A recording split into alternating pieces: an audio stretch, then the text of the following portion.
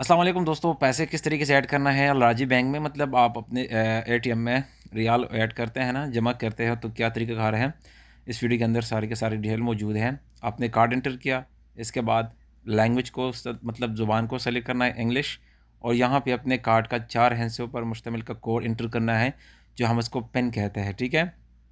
इसके बाद आप लास्ट में डिपॉज़िट पे क्लिक करना है, ठीक है। डिपॉज़िट इसलिए कि आप पैसे ऐड करते हो, रियाल को ऐड करते हो अपने अकाउंट में।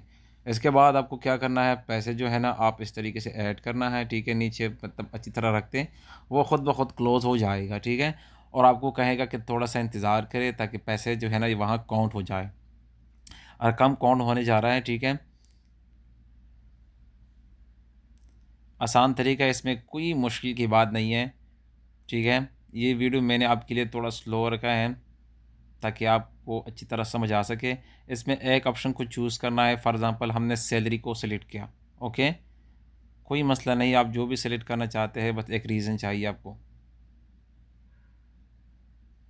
इसके बाद थोड़ा वेट करना है, इंतज़ार करने के बाद